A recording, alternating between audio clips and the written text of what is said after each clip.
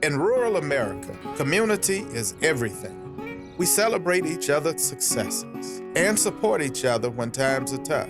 And lately, rural Americans have been struggling. Costs are rising on groceries, electric bills, and more. Jobs are harder to come by, and extreme weather is threatening everything from crops to the power grid. Rural Americans know all this. Almost 100 years ago, rural communities came together to change the course of their lives and of history in the process. In 1935, electricity was common in cities, but not on farms and other rural areas. At the time, a mere 1 out of 10 rural households were receiving electric services. Forward-thinking rural Americans organized and demanded the government invest in their future.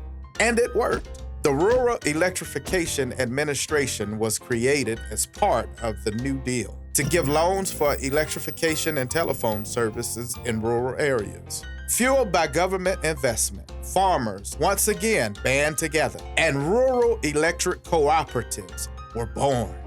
The idea was these co-ops would be people-powered, just like modern co-ops today. A massive transformation occurred. 90% of rural America became electrified, and these communities thrived.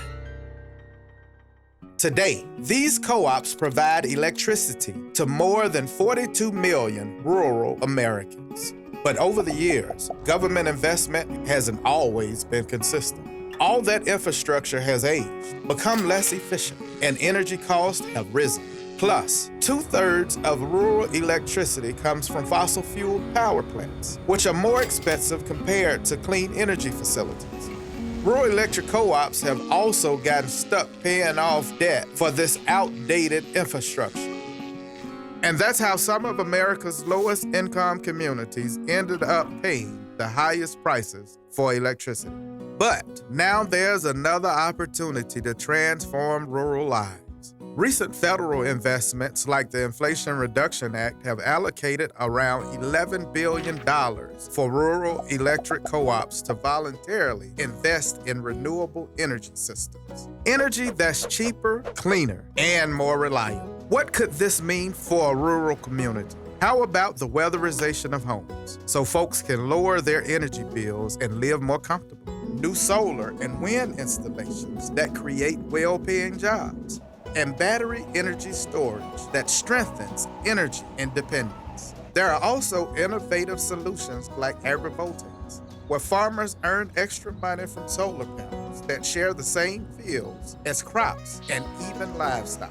But to get there, rural folks have to come together once more. Too many co-op leaders are stuck in their ways and even create barriers for member owners to have their voices heard. In fact, you may be a member owner in a rural electric co-op like 42 million other Americans and not even realize it. If member owners demand it, a rural electric cooperative can position itself as a leader in energy innovation. They can aid a struggling community, inspire other communities to follow, and transform rural America once again for the better.